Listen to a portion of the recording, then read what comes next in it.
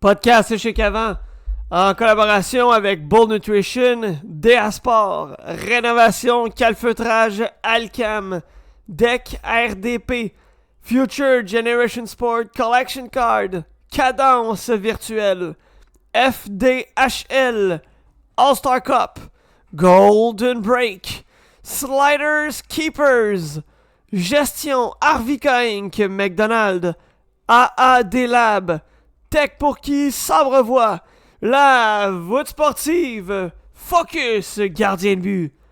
Prépare-toi, l'échec avant arrive en direct dans ton écran dans quelques instants. Édition du 5 octobre 2025, c'est parti! C'est l'échec avant où le sport s'anime. Des débats passionnés, des moments sublimes. Du hockey, de la NHL au touchdown de la NFL. On vit chaque instant brillant intensément. Les statistiques en main, on décrypte chaque jeu. Des frappes de la MLB au but ambitieux. La MLS qui monte la CFL en force.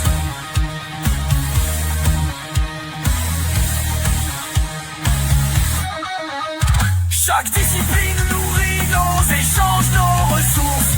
C'est plus qu'un micro, c'est un rendez-vous. Une équipe, une passion, un esprit fou.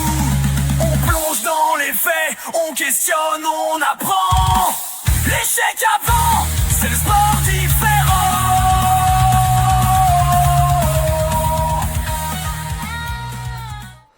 Mesdames, messieurs, bon dimanche à tous et bienvenue à votre Échec Avant, le podcast sportif là où tous les amateurs de sport se donnent rendez-vous en grand. Midi 9 exactement pour ce podcast où on recouvrera deux segments aujourd'hui, dont le premier qui sera entourant la NFL et le deuxième entourant le Canadien de Montréal. Juste avant, comme à l'habitude, mesdames, messieurs, eh bien, on vous invite à deux événements de deck hockey à venir prochainement. Celui du 1er novembre, tournoi All-Star Cup, tenu au complexe HBLL de Laval.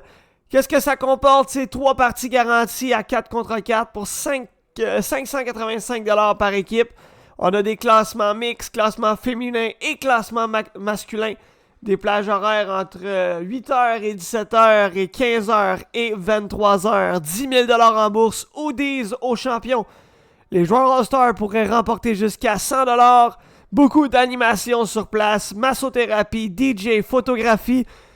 Si vous avez envie d'inscrire votre équipe, rendez-vous au allstarcup.ca.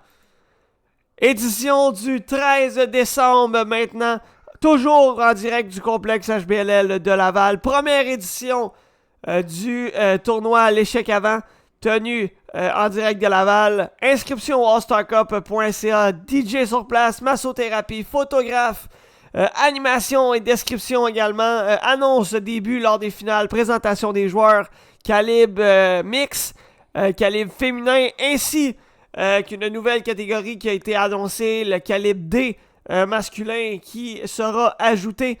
585$ par équipe, bourse et hoodies aux gagnants.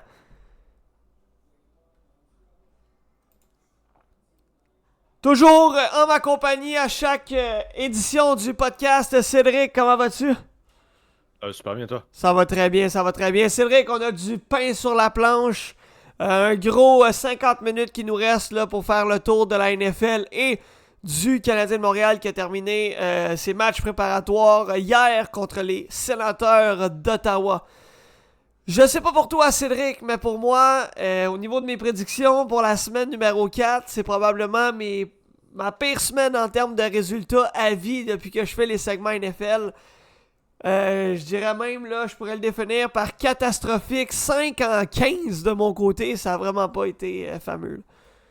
J'ai mis 6.5 en 15 parce que l'égalité entre les Packers et les Cowboys, je pense qu'il y a personne qui aurait prédit une égalité, donc je me suis donné 0.5 points pour ça, mais ouais, je suis avec toi, c'était assez difficile cette semaine au niveau de mes prédictions, moi aussi. Là, de mon côté. Ouais, ça a été vraiment difficile. Là. Il y a eu des surprises, encore une fois, des déceptions. Puis on va justement faire le tour. On va pas trop parler là, du football du jeudi soir. Un match qui a été correct entre les Seahawks de Seattle et les Cardinals de l'Arizona. Kyler Murray qui a eu une performance correct, sans plus. 2 passes de toucher, 2 interceptions. Son vis-à-vis Sam Darnold, c'est une passe de toucher, 18 en 26 pour 242 verges. Rapidement, les Seahawks qui avaient pris une bonne avance dans le match, là, c'était en soi 17 à 6 après 3 quarts. On a été capable de tenir le fort malgré une poussée de 14 points des Cardinals au 4e quart. Dimanche, le 28 septembre, c'est là où on avait 15 affrontements dans la NFL et les Steelers de Pittsburgh d'Aaron Rodgers ont profité du fait que c'était Carson Wentz qui était le partant du côté des Vikings pour aller chercher une victoire importante. Aaron Rodgers, une performance respectable, 200 verges, 18 en 22, une passe de toucher. Son vis-à-vis Carson Wentz, quand même 350 verges, 30 en 46, 2 passes de toucher, 2 interceptions. Carson Wentz qui a probablement voulu trop en faire, j'ai envie de dire, dans cette rencontre. Ouais, ben écoute, ça a été super facile pour les Vikings. On savait que J.J. McCarthy était pas là pour une deuxième semaine de suite, mais Carson Wentz qui avait prouvé qu'il était capable de prendre le relais la semaine dernière, donc peut-être un peu plus difficile cette semaine. Mais les Steelers qui ont joué quand même un fort match, puis Aaron Rodgers là, qui continue son bon début de saison. Malgré aucun point au 4e quart, les Eagles de Philadelphie ont tenu le fort contre les Buccaneers de Tampa Bay, l'emportant 31 en 25. Performance un petit peu plus difficile de Baker Mayfield, 22 en 40. Malgré 2 passes de toucher, victime d'une interception, son vis-à-vis Jalen Hurts. 130 verges, 15 en 24, 2 passes de toucher, a également 62 verges par la course en 9 tentatives.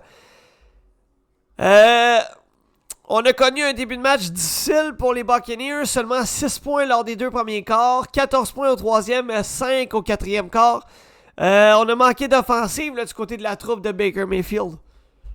Oui, puis je pense qu'il y a eu des blessures là, au courant du match. Si je ne me trompe pas, Bucky Irving, qui, selon ce que j'ai vu, ne devrait pas participer cette semaine, dans le fond, là, à son match. Donc, une blessure de ce côté-là, du côté des Buccaneers. Les Eagles qui, encore une fois, le prouvent qu'ils sont encore très, très, très solides, une des meilleures équipes de la Ligue. Donc, un match qui a été quand même relativement serré jusqu'à la fin. Donc, un bon match à regarder là, la semaine dernière, quand même.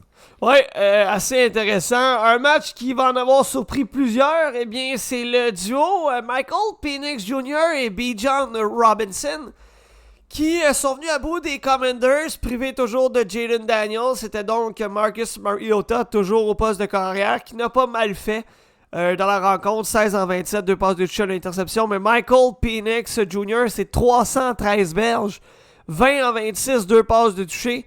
Du côté de la course, Bijan Robinson, 75 verges. Sur 17 tentatives, une passe de toucher également. Drake London, visé 8 fois pour 110 verges et un touché. Cédric, quelle performance des Falcons d'Atlanta! C'est vraiment des hauts et des bas depuis le début de la saison des Falcons. On a des bons matchs, des mauvais matchs, ça monte, ça descend. La semaine dernière, je les avais mis dans mon top 5 là, des pires équipes de la Ligue. Là, avec une performance comme ça face aux Commanders, ils vont s'en ressortir. Donc, il y a vraiment des hauts et des bas, un très bon match pour eux. Puis, ils vont évidemment espérer là, de pouvoir construire là-dessus plutôt que de redescendre la semaine prochaine comme ils ont fait depuis le début de la saison. Les partisans des Bills de Buffalo ont probablement eu un peu de nervosité plus le match avançait. Les Saints qui ont quand même été faut être forcé de l'admettre, ont été dans la rencontre un bon bout avant de voir une poussée de 10 points s'installer au 4e quart par les Bills pour se forger finalement une avance. Les Bills qui l'ont emporté donc 31 à 19. Spencer Rattler, 126 verges, 18 en 27, une passe de toucher. De l'autre côté, Josh Allen, 209 verges, 16 en 22, 2 touchés, 1 interception. James Cook, 8e match de suite avec un touché au sol, vient de battre là,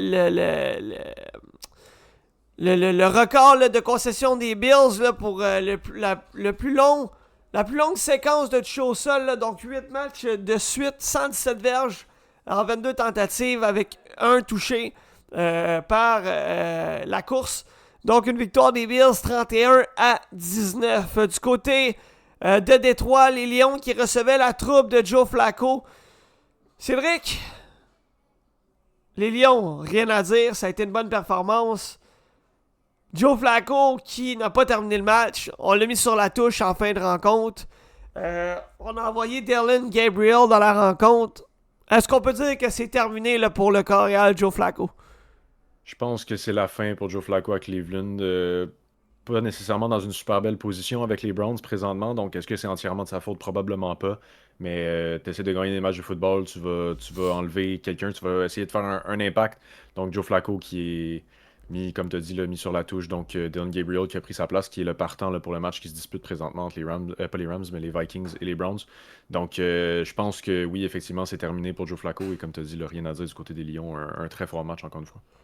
Est-ce que quelqu'un pourrait dire aux Titans du Tennessee qu'ils n'ont pas été dans le coup à Houston lors de leur match contre les Texans 26-0?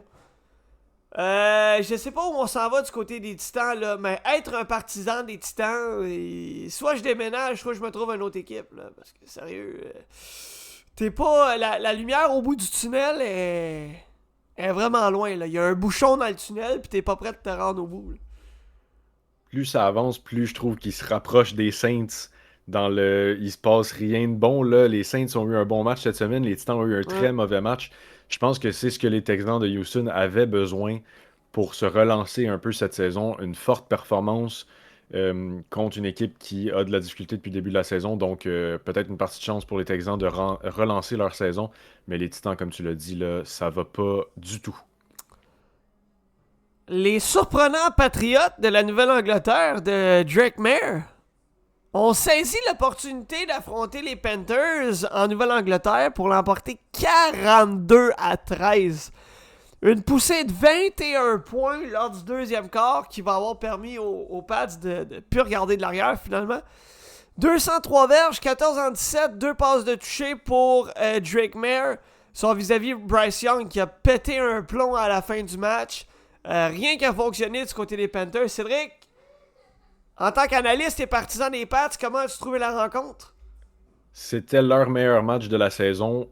Offensivement, absolument rien à dire. Défensivement, on a été solide tout le match. Quand tu joues un match et que ton corps partant, comme tu l'as dit, a lancé 17 fois le ballon, 17 tentatives de passe. Donc, c'est parfait. Tu n'as pas besoin d'user ton corps arrière. Puis on a complètement écrasé les Panthers. Là. Il n'y a même pas eu besoin de terminer le match. Des deux côtés, les corps partants n'ont même pas terminé le match. Donc une très forte performance des Patriotes. Très content de voir ça évidemment en tant que fan. Mais ça va leur faire du bien aussi, là, une grosse victoire comme ça pour se donner encore plus de confiance pour les matchs à venir. Ouais, 100% d'accord avec toi de voir la suite des choses pour les Patriotes. Les Chargers qui malheureusement se sont inclinés contre Jackson Dart et les Giants au MetLife Stadium. Justin Herbert qui a connu un match difficile, 2 interceptions, 23-41, pas grand chose qui a fonctionné dans son cas.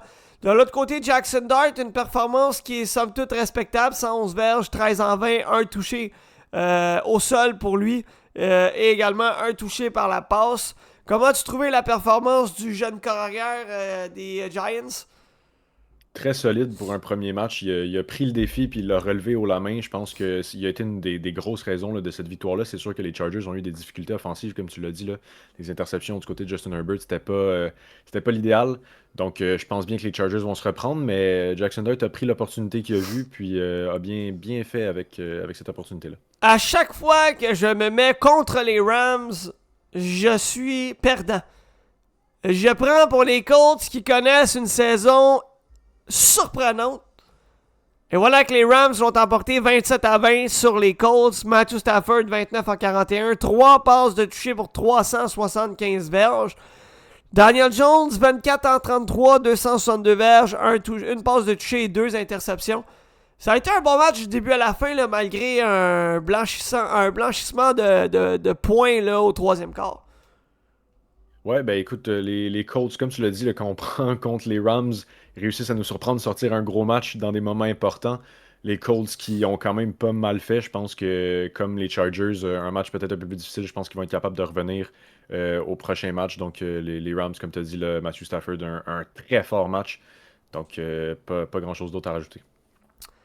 Jacksonville, San Francisco, les Jags qui poursuivent sur leur bon début de saison. L'emportant 26-21 sur Brock Purdy et les Niners. Brock Purdy, ça a été difficile. Ça a été très très difficile dans le match pour le carrière des Niners. C'était Brock Purdy qui était le partant pour Ouais. les Niners pour ce match-là? Ouais. Ouais, 22 en Donc, 38, 2 touchés, 2 interceptions, malgré 309 verges par la voie aérienne.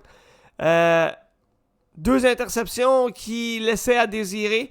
Honnêtement, moi, j'ai pas été convaincu par le retour du corps arrière des Niners. Ben écoute, je pense que ça a été prouvé. Là. Je sais pas si c'était une autre blessure, mais si je me trompe pas, c'est Mac Jones qui a commencé le match qui se passait jeudi, donc contre les Rams, et qui l'a emporté, là, si on passe pas dessus plus tard. Là. Mais bref, comme tu l'as dit, difficile pour Brock Purdy, donc peut-être pas 100% remis de sa blessure, peut-être, je peux pas dire vraiment de la rouille, ça fait pas si longtemps que ça qu'il était parti, donc plus difficile, mais les Jaguars qui continuent de me surprendre personnellement. Je m'attendais pas à une énorme saison, mais pour l'instant, quand même un bon début de saison de leur côté. Donc, on va voir s'ils sont capables de poursuivre là, sur cette lancée-là. Les Chiefs de Kansas City qui sont revenus les Chiefs. Sont redevenus les Chiefs plutôt. L'ont emporté 37-20 sur les Ravens qui, dans la rencontre, ont perdu les services de Lamar Jackson, blessé aux ischio-jambiers. Devoir rater les 2 à 3 prochains matchs, là, sera évalué sur une base quotidienne. Cédric, rien ne va plus pour les Ravens qui ne savent plus où donner de la tête et qui non seulement ne savent plus où donner de la tête avec Lamar, mais là devront trouver des solutions sans leur carrière numéro 1. Je pense que les Ravens sont partis pour manquer les séries. Tu l'as dit, le 2 à 3 matchs sans un MVP, c'est vraiment pas bon. Déjà que même avec lui, comme tu l'as dit, c'est pas facile au niveau défensif. On donne tellement de points à nos adversaires. Puis là, on enlève probablement une des plus grandes armes offensives de la ligue au grand complet. Comment est-ce qu'on va être capable d'aller chercher ces 40 points-là qu'on semble avoir besoin pour gagner des matchs? Là, on en a encore alloué 37. On alloue 40 points presque à chaque match. Quand il faut que tu ailles scorer plus que 40 points pour gagner, t'as pas grand chance de t'en sortir vainqueur. Donc, rien ne va plus pour les Ravens, les Chiefs qui ont pris cette opportunité-là pour relancer leur saison encore plus. Je pense que les Ravens sont très, très, très mal en point après ce match-là. 100% d'accord avec toi, les Bears de Chicago semblent être partis sur leur lancée. Une autre victoire contre les Raiders de Las Vegas. 25-24. Match très, très, très, très, très difficile pour Geno Smith. 3 interceptions. 14 en 21, 2 passes de toucher, 117 verges. Son vis-à-vis, Caleb Williams. 22 en 37, un touché, 1 interception. C'est pas c'est pas plus une performance sexy du côté de Caleb Williams, mais les Bears qui ont trouvé le moyen de l'emporter avec une poussée de 9 points au 4e quart. Ouais.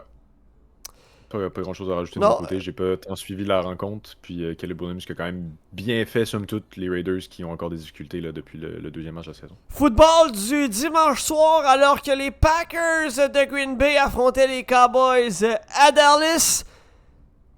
Cédric, un match qui va savoir jouer jusqu'à la toute fin. 40-40. J'ai envie de me demander, réussite pour les Cowboys, déception pour les Packers? Je pense que ça ressemble à ça. Je pense que les Packers là, commencent à ralentir. On en parlait beaucoup au début de la saison. Étaient visiblement une des meilleures équipes de la ligue. Donc là, ça commence à ralentir un peu. Les Cowboys qui ont quand même bien fait. Là, 40 points au tableau, c'est quand même pas rien de leur côté. Mais comme tu l'as dit, là, ça s'est joué évidemment jusqu'à la toute fin vu qu'on a terminé l'égalité. Donc, je suis d'accord avec toi. Peut-être un petit peu déçu de la défensive, surtout des Packers, d'accorder 40 points là, aux Cowboys. Malgré une poussée de 11 points au 4e quart, leur début de match décevant, défini par cafouillage, aura permis aux Dolphins de Miami de se forger une avance et de tenir le fort jusqu'à la fin de la rencontre, l'emportant 27-21. Performance respectable de Tua Tagovailoa, probablement l'un de ses meilleurs matchs de la saison. Mais quand on affronte une équipe contre les Jets, je pense pas qu'on peut s'éterniser non plus là, en se disant il est reparti sur une lancée. Là. Non, je pense pas non plus. Je pense que, comme tu l'as dit, c'est un peu un coup de chance d'arriver contre une équipe comme ça à ce moment-ci de la saison. Donc, pas surprenant nécessairement d'avoir une performance comme ça contre les Jets. Un peu comme les Alouettes de Montréal qui étaient privés de leur carrière Davis Alexander. J'ai envie de dire, pauvres partisans des Bengals de Cincinnati qui sont pris avec un gars comme Jake Browning. Ouf, je sais pas où on s'en va, Cédric, avec les Bengals, mais sérieux, ça va vraiment prendre un plan C parce que ton plan B, là, ça marchera pas. Ça marchera pas. Là. Les Broncos sont emportés 28-3. On a 3 points au premier quart, puis plus rien après. Là. Il y a rien qui va changer pour les Bengals si on va pas chercher un autre carrière. Est-ce qu'on a décidé de lancer cette saison-là par la fenêtre puis de repêcher haut? Déjà, peut-être. Je sais pas combien de temps est-ce que Joe Burrow va être tenu à l'écart du jeu, mais s'il n'y a pas de retour prévu dans les prochaines semaines, il va falloir prendre une décision. Est-ce qu'on décide d'aller pour un choix haut ou pour un corps arrière pour essayer de relancer ça un petit peu en attendant le retour de notre corps étoile? Mais pour l'instant, les Bengals, comme tu l'as dit, il n'y a rien qui va sans Joe Burrow.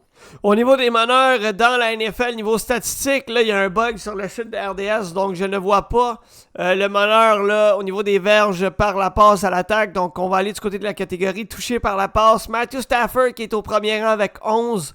Au niveau des pourcentages de passes complétées, c'est ton corps arrière, Drake Mayer, qui est à 74% d'efficacité. Ensuite, verge au sol, Jonathan Taylor qui a 414 verges.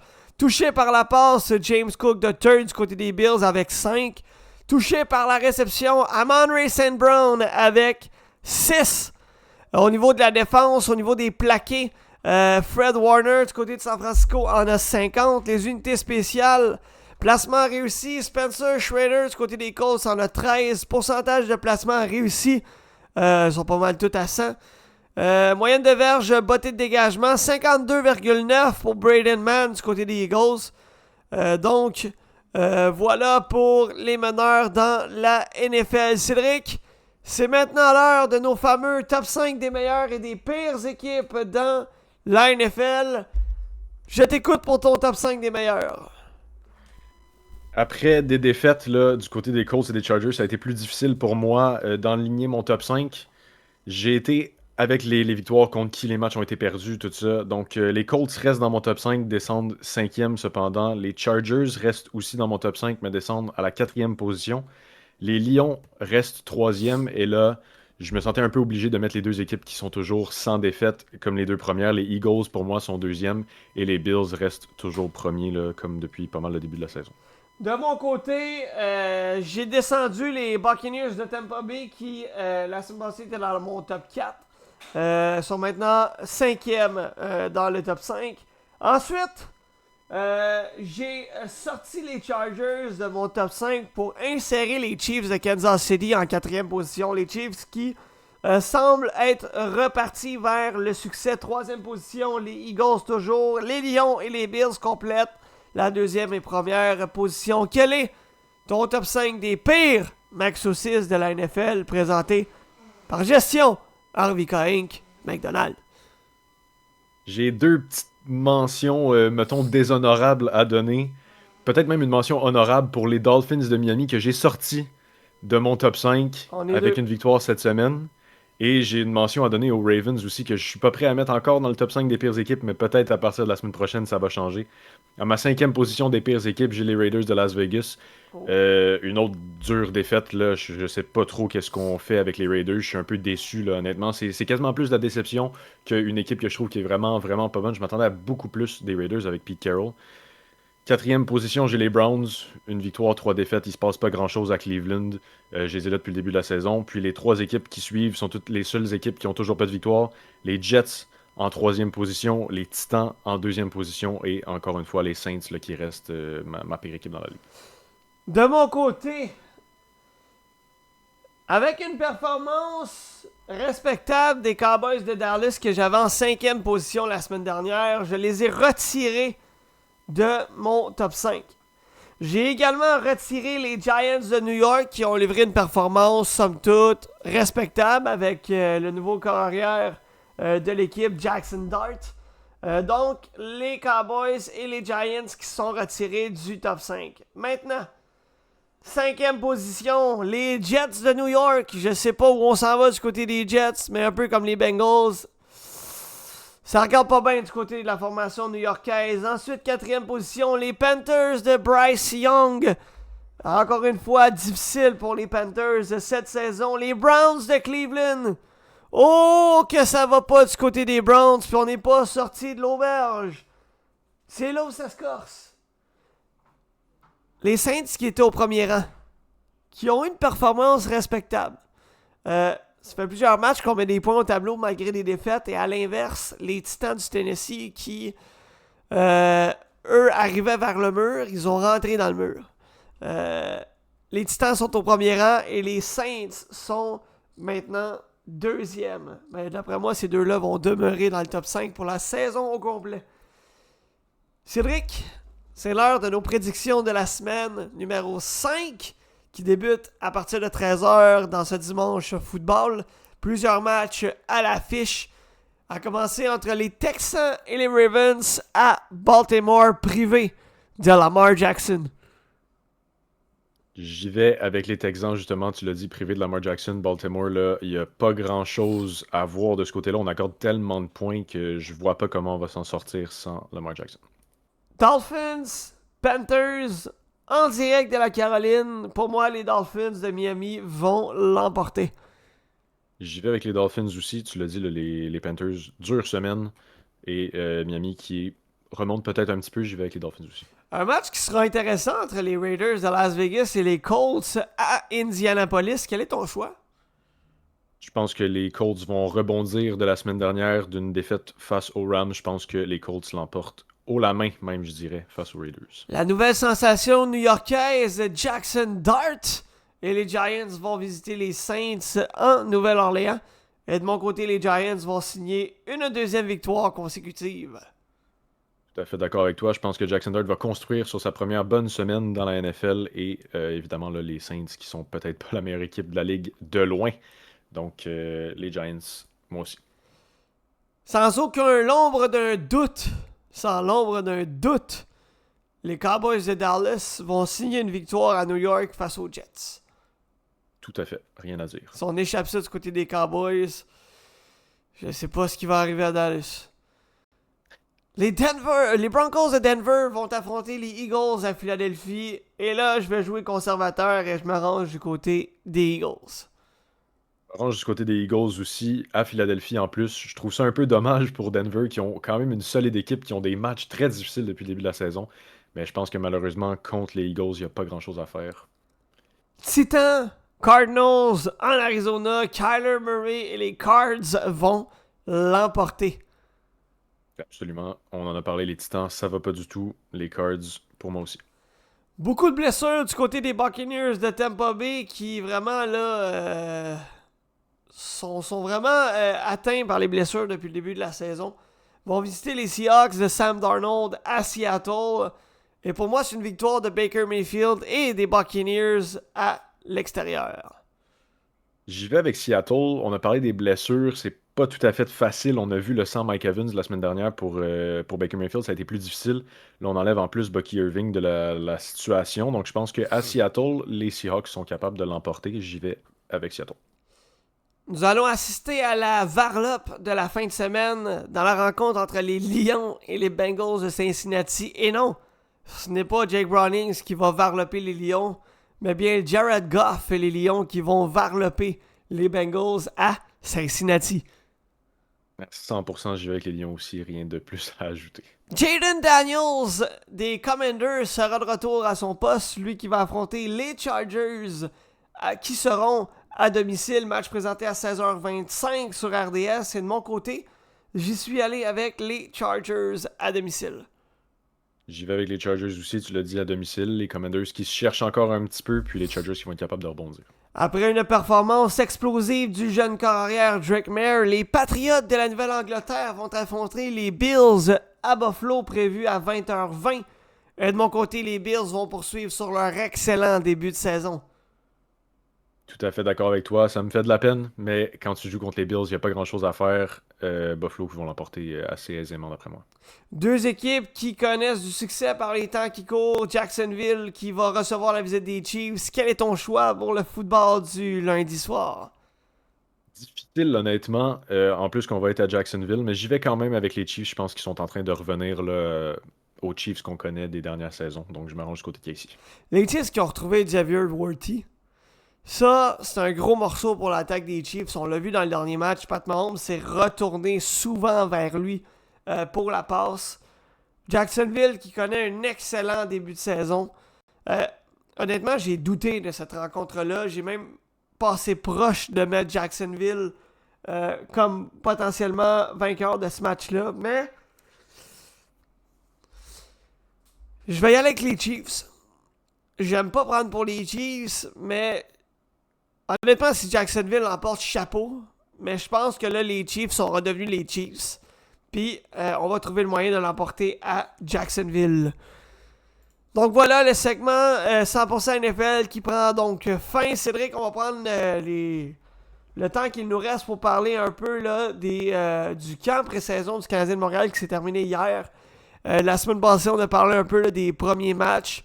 Le Canadien qui s'était fait varloper contre les Leafs 7-2 au Centre Bell sont allés ensuite du côté de Toronto où ils l'ont emporté 4-2. Ça a été un excellent match du Canadien. Ensuite, on était à Québec et là, ça, on va en reparler après. 5-0 du Canadien contre les Sénateurs et hier, on s'incline 3-1. On va commencer par le match contre les Leafs. C'est vrai que le Canadien a été en contrôle du début à la fin. Ça a été, somme toute, là, une belle rencontre du Canadien. Oui, donc contre les Maple Leafs, ouais. Celle de qui ont gagné la deuxième, oui, c'est vrai. 4-2, oui. Donc un fort match, je pense qu'on a vu des belles choses du côté du Canadien. Ça a été capable de se poursuivre là, contre Ottawa. Je pense qu'on va avoir quand même droit à des bons matchs contre les Maple Leafs pour toute la saison, honnêtement. Donc, une solide performance du côté des Canadiens. C'est sûr que c'est pas les alignements complets, mais quand même intéressant. Beaucoup de matchs qui ont explosé dans les matchs préparatoires dans la Ligue nationale de hockey. Et celui entre les Canadiens et les Sénateurs à Québec aura été un match explosif au niveau des pénalités, au niveau des bagarres, au niveau des coups salauds. Et quand on parle de coups salauds, on peut parler du coup de Nick Cousins à l'endroit d'Ivan Demidov qui était volontaire.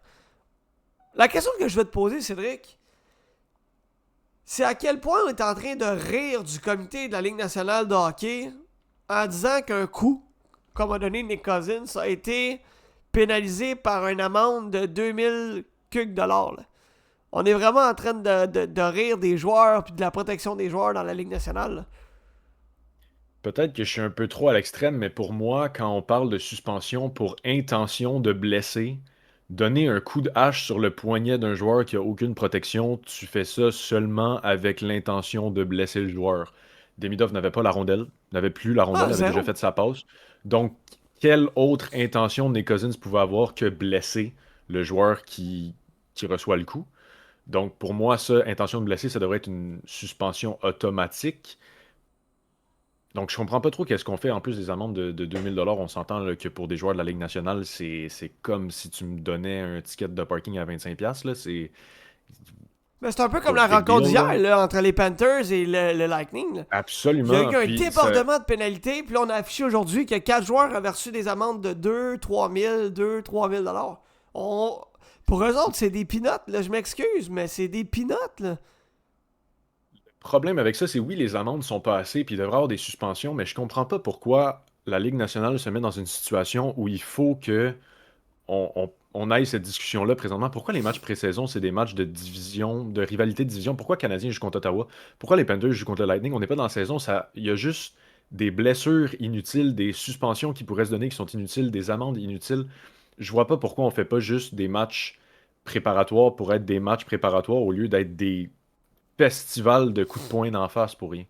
J'ai de la difficulté à comprendre ça. Ça, je suis d'accord avec toi. Puis il y a le fait qu'on a quasiment plus de matchs de division en matchs préparatoires qu'on en a dans la saison régulière. Là. Absolument. Cédric, le Canadien qui ensuite était de retour au Centre Bell hier pour affronter les Sénateurs. Ça a été un match où on a eu des belles chances de marquer, mais j'ai l'impression qu'on a pris du retard là, à débloquer en début de rencontre. Ce qui a peut-être fait en sorte que les Sénateurs ont pu prendre le contrôle du match du début à la fin.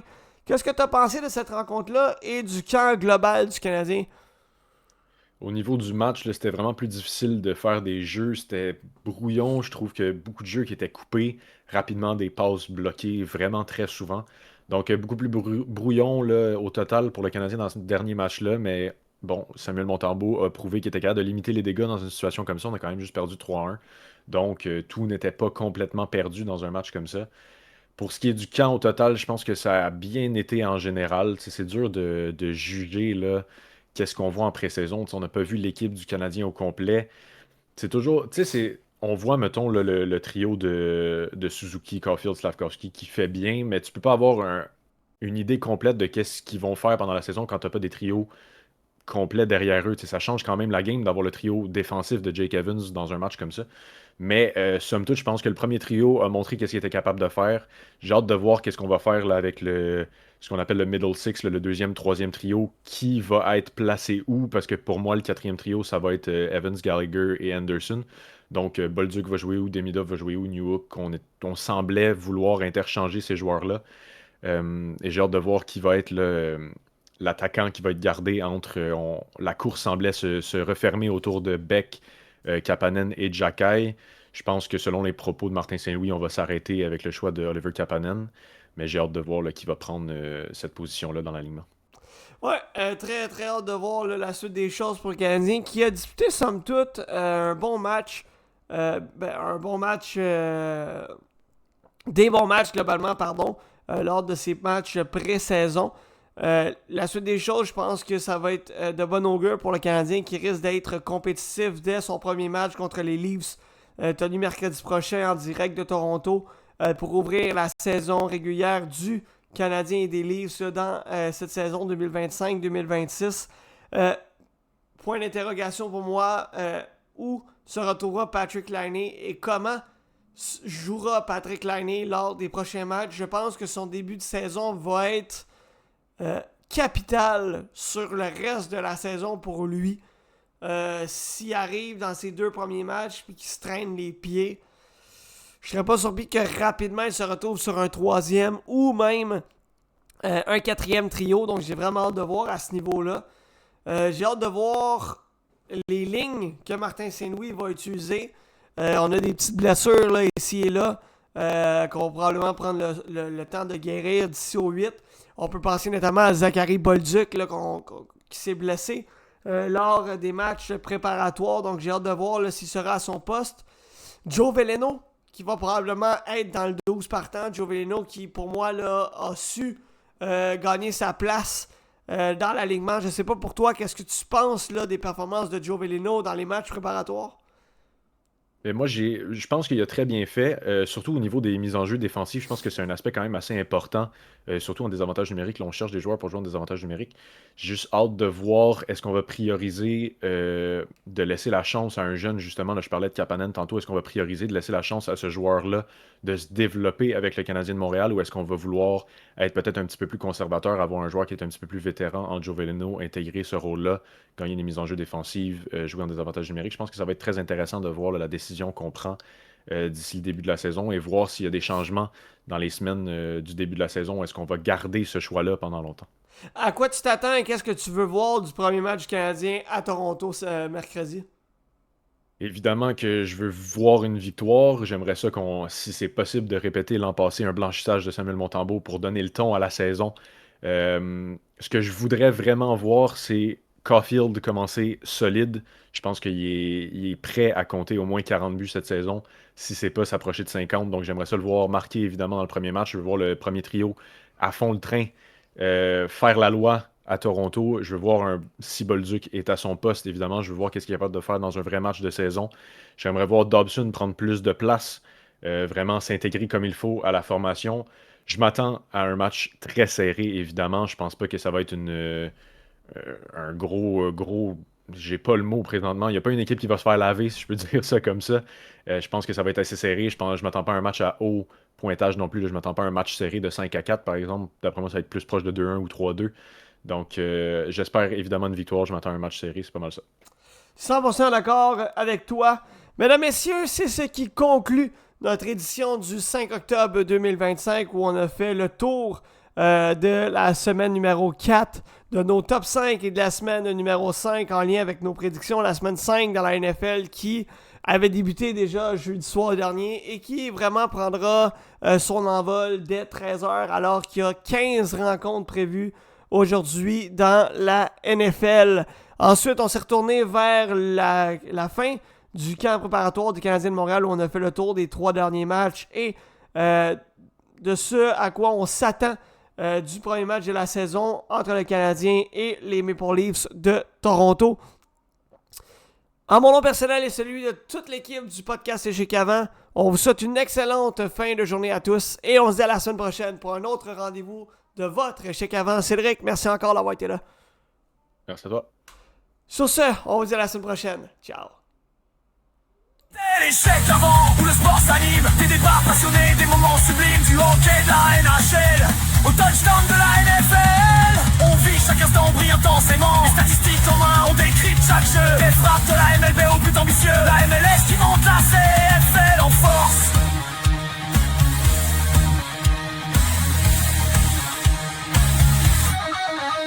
Chaque discipline nourrit nos échanges, nos ressources. C'est plus qu'un micro, c'est un rendez-vous. Une équipe, une passion, un esprit fou. On plonge dans les faits, on questionne, on apprend. L'échec avant.